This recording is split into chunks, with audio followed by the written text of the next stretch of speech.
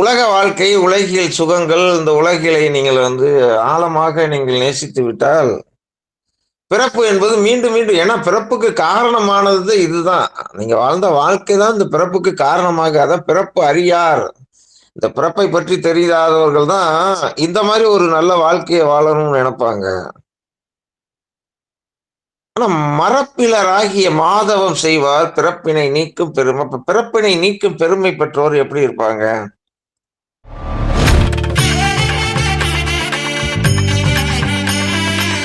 ஆன்மீக மெய்யன்பர்கள் அனைவருக்கும் நல்லாசிகளை தெரிவித்துக் கொள்கிறோம்.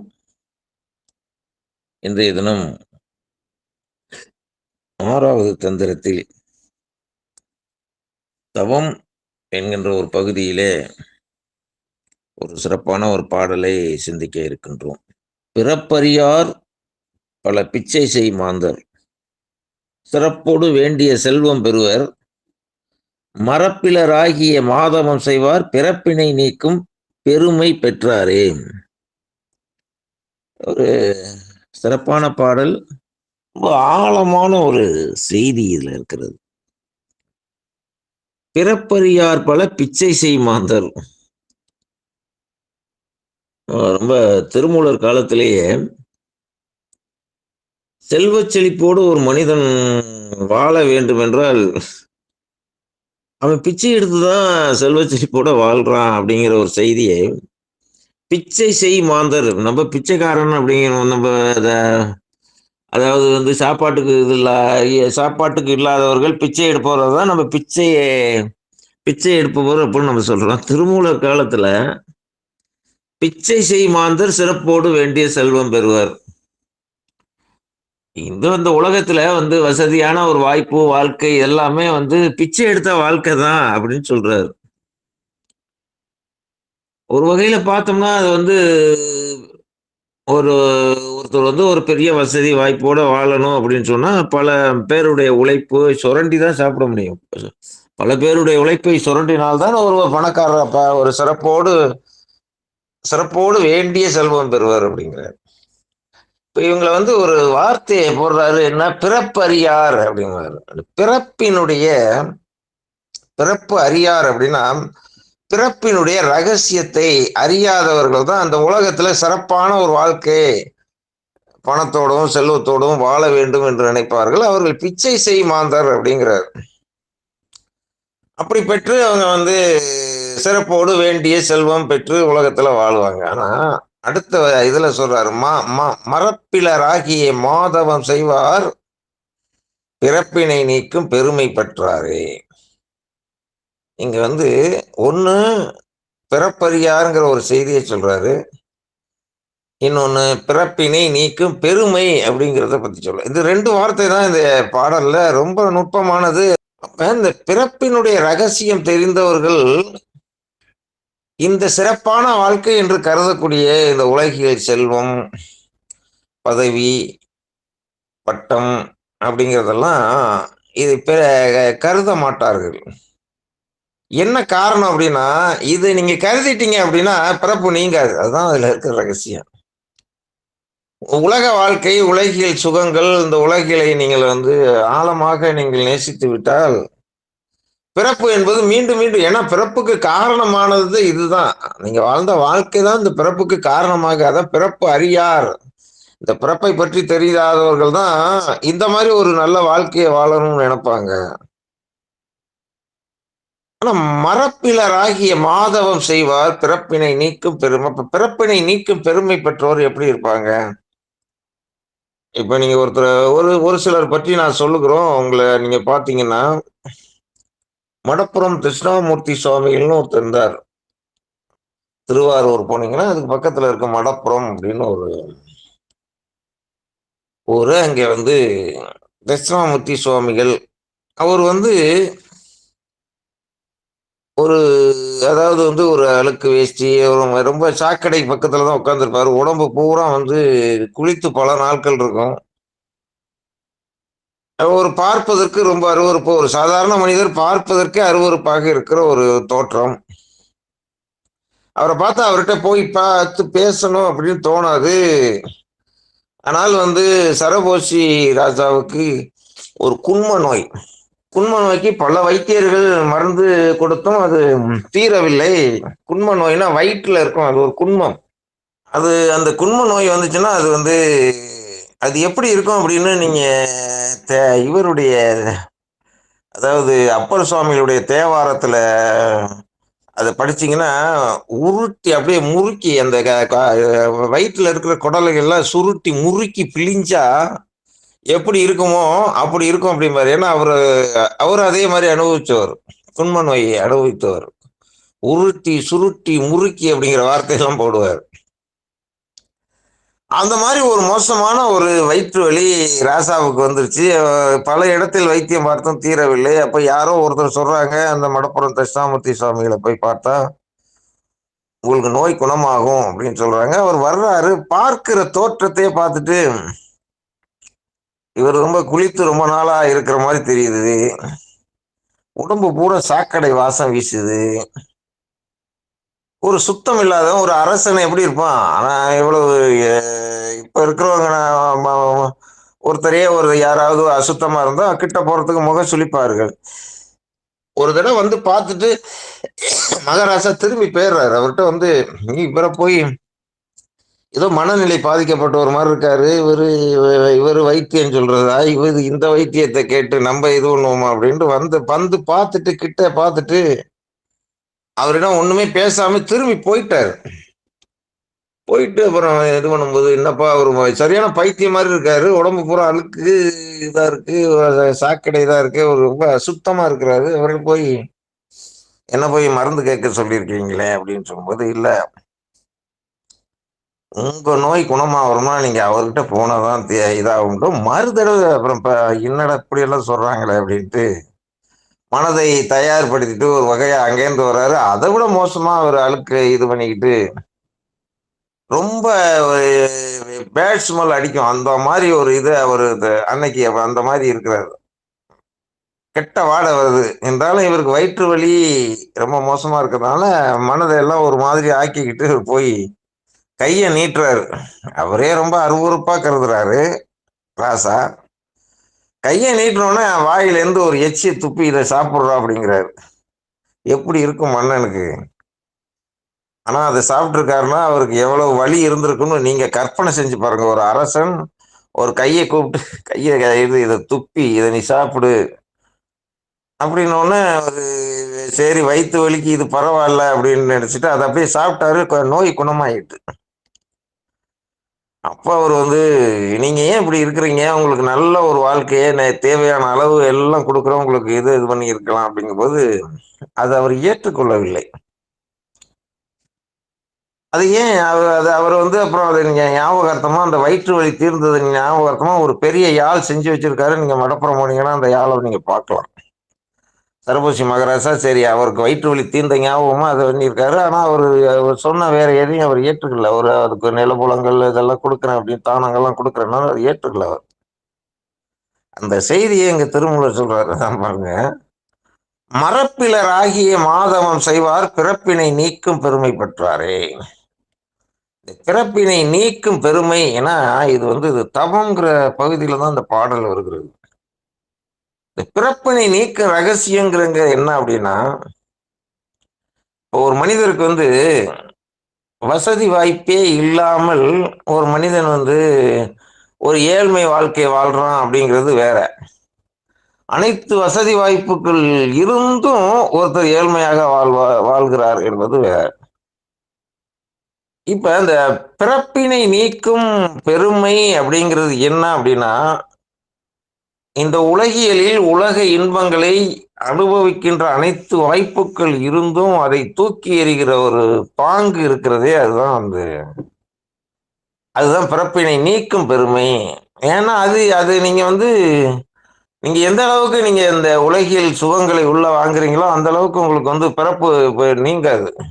எல்லாத்தையும் அனுபவிச்சுன்னா நான் ஒரு தடவை பிறக்கவே கூடாது, இந்த உலகத்துல வரவே கூடாதெல்லாம் சொல்ல முடியாது. நீங்க வேணும் அப்படி நீங்க வந்து அதை வள்ளுவர் ரொம்ப அருமையா சொல்லுவார். வேண்டுங்கால் வேண்டும் பிறவாமை அப்படிம்பார்.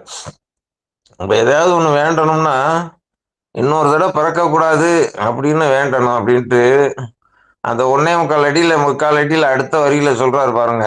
மற்றது வேண்டாமை வேண்டவரும். நீ எதையுமே தொடாம, எதையுமே அனுபவிக்காம நீ வந்து அந்த அதுல ஈடுபாடு எதுலயுமே ஈடுபாடு இல்லாம இருந்தா முன்னாடி உள்ளது வரும் அப்படிங்கிறாரு. வேண்டுங்கால் வேண்டும். ரொம்ப குசும்பா சொல்றாரு வள்ளுவர். நீ எதையாவது ஒண்ணு வேண்டணும்னு நினைச்சா இன்னொரு தடவை பிறக்கக்கூடாதுன்னு தான் வேண்டணும்.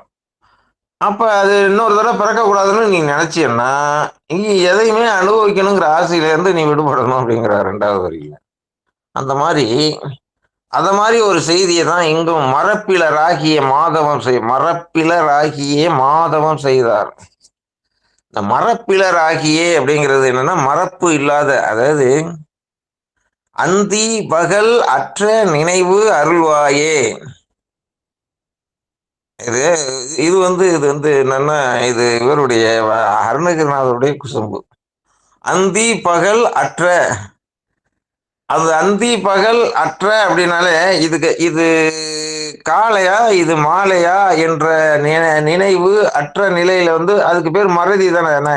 கண்ணை மூடிக்கிட்டு இருக்கோம், இது காலைன்னு தெரியல, இது மாலைன்னு தெரியல. அப்ப அந்தி பகல் அற்ற மறதி அருள்வாயே அப்படின்னு தான் அவர் எழுதணும். மறந்து போயிடுச்சு அப்படின்னா நம்ம கண்ணை மூடுறோம், இது ராத்திரி எத்தனை மணின்னு தெரியல, பகல் எத்தனை மணி, அந்தி பகல் அற்ற நினைவு அருள்வாயே அப்படிங்கிறாரு. இப்ப நீங்க அதை யோசிச்சு பாத்தீங்கன்னா உங்களுக்கு ஒரு குழப்பம் இருக்கும். அதுல அந்தி பகல் அற்ற மறதி தானே ஒன்றை நீங்க வந்து நீங்க கையில இருக்குங்க ஒரு பொருள், அந்த அந்த பொருள் உங்களுக்கு தெரியக்கூடாது அப்படின்னா என்ன அர்த்தம்? அதை மறந்துடணும். ஆனா மறந்து விட வேண்டும் என்ற ஒரு நினைவு எனக்கு அருள்வாயே அப்படிங்கிறாரு. கொஞ்சம் புரிஞ்சுக்கிறதுக்கு கொஞ்சம் இதா தான் இருக்கும், கொஞ்சம் தலை சுத்துறது மாதிரி இருக்கும். ஐங்கரனை ஒத்த மனம் ஐம்புலம் அகற்றி வளர் அந்தி பகல் அற்ற நினைவு அருள்வாயே. அதுபோல இந்த எப்பவுமே இந்த ஞானிகள் வந்து அந்த வார்த்தை சாலங்கள்ல இந்த மரப்பிலர் ஆகிய மாதவம் செய்கிறார். அப்ப இந்த உலகியல் வாழ்க்கையை துறக்க வேண்டும் என்றால் மரப்பு உடைய அப்படின்னா மரப்பு உடைய இயல்பினர் அப்படின்னு தானே அது சொல்லணும். இப்ப மரப்பு இலராகிய மரப்பு இல்லாத ஞாபகத்திலேயே மரப்பு இல்லாத நிலை அப்படின்னா ஞாபகம் நினைவு நிலை அப்படிங்கிறது. எப்போதுமே இறையின் அந்த நினைவிலேயே இருக்கின்ற மாதவம் செய்பவர்கள் பிறப்பினை நீக்கும் பெருமை பெற்றாரே. அப்ப அந்த உலகில் வாழ்க்கை என்னதான் கண்ணுக்கு முன்னாடி தெரிந்தாலும், எவ்வளவுதான் வசதி வாய்ப்புகள் தெரிந்தாலும் அதுல வந்து இவங்க வந்து ஊடாட மாட்டார்கள். இப்ப ஏன் வந்து மடப்புறம் சுவாமிகள் அவர் வந்து அந்த உலகியல் வாழ்க்கை உலகியல் செல்வங்களை பயன்படுத்துவதில் எதிலுமே ஈடுபாடு இல்லாம வாழ்ந்தார் என்றால் பிறப்பினை நீக்கும் பெருமை அவரிடம் இருந்ததனால் அப்படி வாழ்ந்தார். அதுதான் பெருமை. அதுதான் அந்த பெருமைங்கிற வார்த்தைய இந்த பெருமைங்கிற வார்த்தைய ஒரே ஒரு இடத்துலதான் வந்து வள்ளுவம் பயன்படுத்தும். நீத்தார் பெருமை அப்படின்னு ஒரு அதிகாரம் கடவுள் வாழ்த்துக்கு அடுத்தபடியாக வந்து வான்சிறப்பு சொல்லிட்டு நீத்தார் பெருமை அப்படின்னு சொல்லுவார். நீத்தார் பெருமைங்கிறது அதுதான் பெருமை. என்ன பெருமை? கண்ணுக்கு முன்னாடி எல்லாம் இருந்தும் அதை வந்து அவங்க பயன்படுத்தாம இருக்கிறாங்க. ஒருத்தர் கிடைக்கல, அதனால இப்ப ஒரு மாம்பழம் ஒருத்தனுக்கு கிடைக்கல, அது எனக்கு மாம்பழம் எனக்கு பிடிக்காதுன்னு அவன் சொல்றான் அப்படின்னா அவனுக்கு இல்லை. ஆனா மாம்பழம் கண்ணுக்கு முன்னாடி இருந்தும் சாப்பிடாம ஒருத்தர் இருக்கிறார்கள், அது பெருமை. அது இருந்தும் அதை பயன்படுத்தாம. அது போல எத்தனையோ ஞானிகள் ஏன்னா அந்த வாழ்க்கை அதை வந்து தூக்கி எறிஞ்சிட்டு போனாங்க. அப்ப துறவு என்பது அதுதான் அந்த உள்ளத்தில் வந்து அந்த துறவு அப்படின்னா புறத்தில தான் பல பேர் வந்து காவி கட்டலாம், உத்தராசம் அணியலாம், இதெல்லாம் ரொம்ப எளிதா செஞ்சிடலாம், மொட்டை அடிச்சிடலாம், இருந்துடலாம். ஆனா உள்ளத்தில் வந்து துறவு, உண்மையான துறவு அப்படிங்கிறது என்னன்னா அதுல ஈடுபாடு இல்லாமல் அது இருக்க வேண்டும். இன்னும் சொல்ல போனா ஒரு படி மேல போனோம்னா இப்ப மாம்பழம் இதுல ஒரு செய்தி இருக்கு, ரொம்ப ஆழமான செய்தி இருக்கு. மரப்பிலராகிய மாதவம் செய்வார் பிறப்பினை நீக்கும் பெருமை பெற்றார். இப்ப மாம்பழம் இருக்கு, ஒருத்தர் வந்து மாம்பழமே கிடைக்காம ஒருத்தர் இருக்காரு. அவரு நான் மாம்பழத்தை சாப்பிடவே இல்லைங்க வாழ்நாள் முழுக்க சொல்றாரு, நான் மாம்பழத்தை சாப்பிட்டதே இல்லை அப்படிங்கிறாரு. இன்னொருத்தர் மாம்பழம் பக்கத்துல இருக்கு, ஆனா மாம்பழம் சாப்பிடலைங்க அப்படிங்கிறாரு.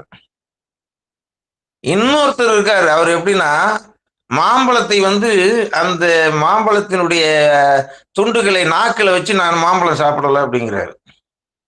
3 பேருக்குமே வித்தியாசம் இருக்கு. ஆனா அந்த மாம்பழத்தை நாக்குல வைத்த பிறகும் நான் மாம்பழத்தை சாப்பிடவே இல்லை. மாம்பழத்தினுடைய சுவையில் நான் இணங்கவில்லைன்னு நினைக்கிறது இருக்கு பாருங்க. அதுதான் பிறப்பினை நீக்கும் பெருமை.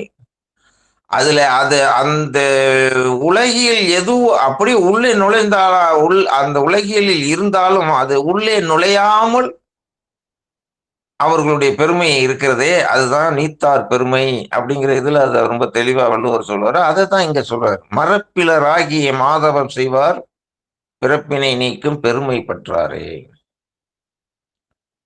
அந்த அந்த அதை பார்க்கறதுக்கு அவர் வந்து அவன் அவன் அவன் நல்லா தானங்க சாப்பிட்டாரு. இப்ப அப்படி ஒரு செய்திய மகாபாரதத்துல ஒரு இடத்துல வரும்.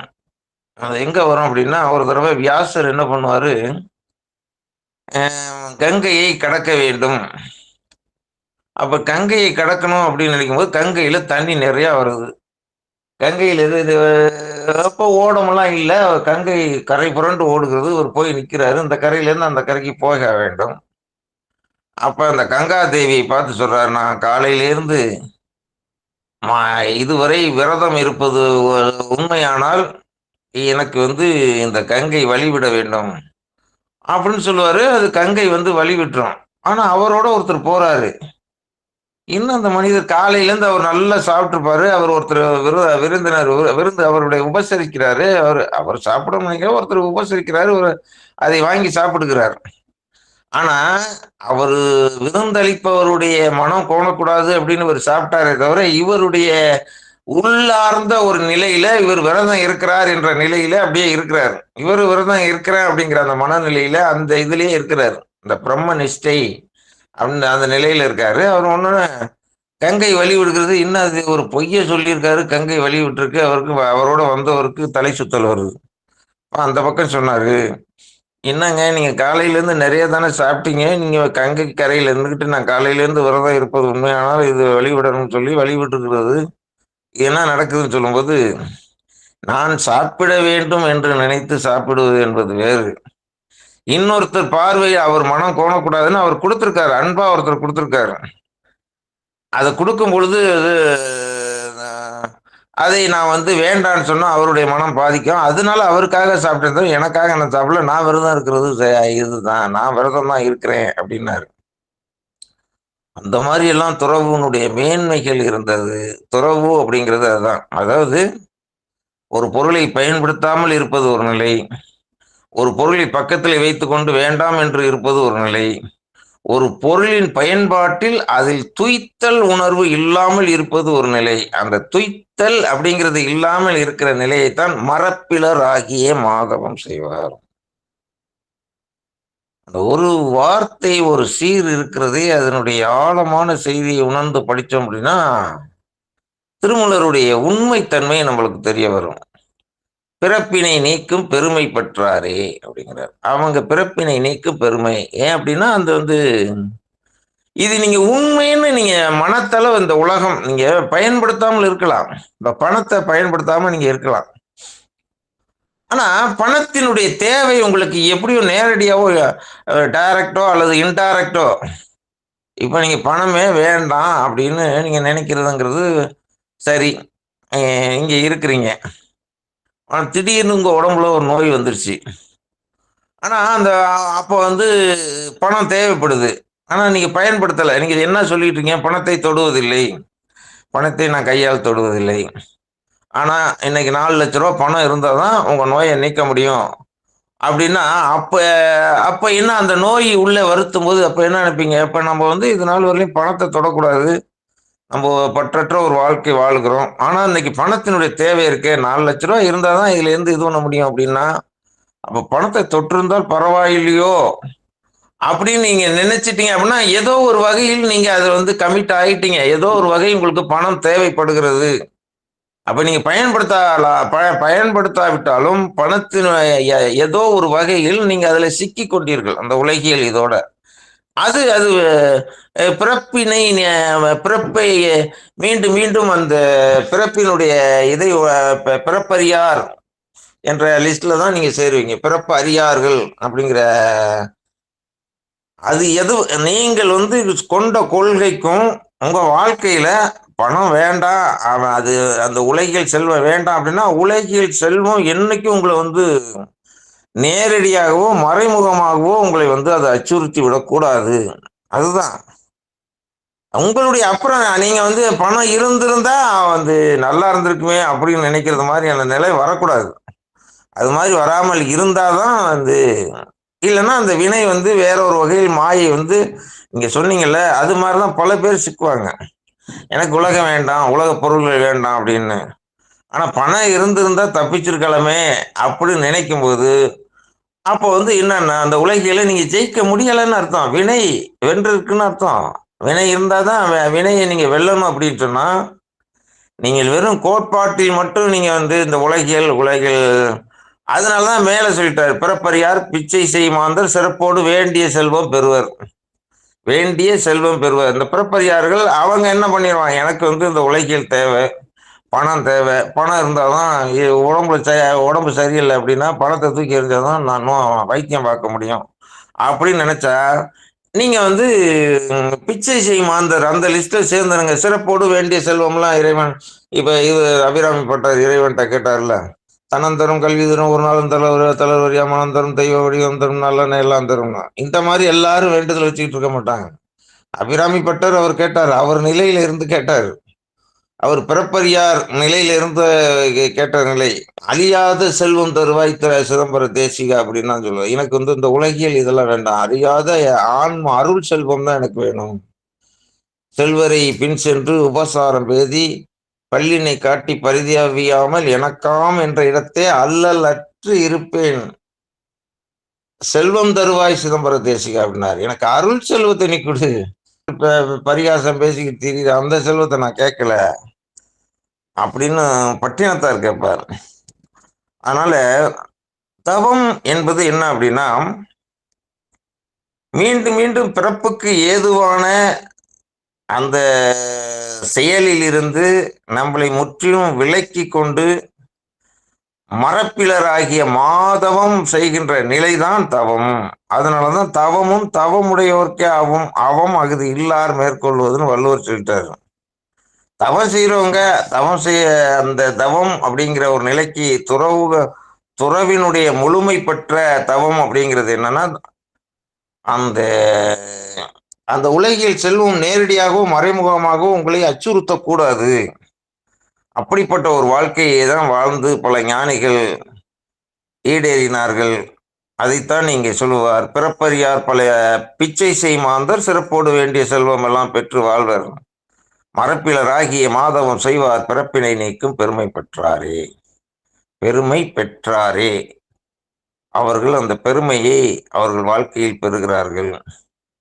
அவர்களுக்கு வந்து இந்த உலகில் எந்த ஒரு அந்த உலகிலுடைய செல்வம் எதுவுமே அவங்களை அச்சுறுத்தாது, அவங்களுக்கு வந்து அவங்களை அடிமைப்படுத்தாது என்ற ஒரு நல்ல செய்தியை இந்த பாடல் மூலமாக நாம் தெரிந்து கொண்டோம். ரொம்ப அருமையான பாடல், எல்லோருமே தெரிந்து வைத்திருக்கக்கூடிய ஒரு சிறப்பான பாடல். பிறப்பறியார் பல பிச்சை செய் மாந்தர் சிறப்போடு வேண்டிய செல்வம் பெறுவர், மரப்பிலர் ஆகிய மாதவம் செய்வார் பிறப்பினை நீக்கும் பெருமை பெற்றாரே என்கிறது இந்த திருமந்திரம். இதன் பேரிலே உங்களுக்கு ஏற்படுகின்ற ஐயங்களை இப்பொழுது கேட்டறியலாம்.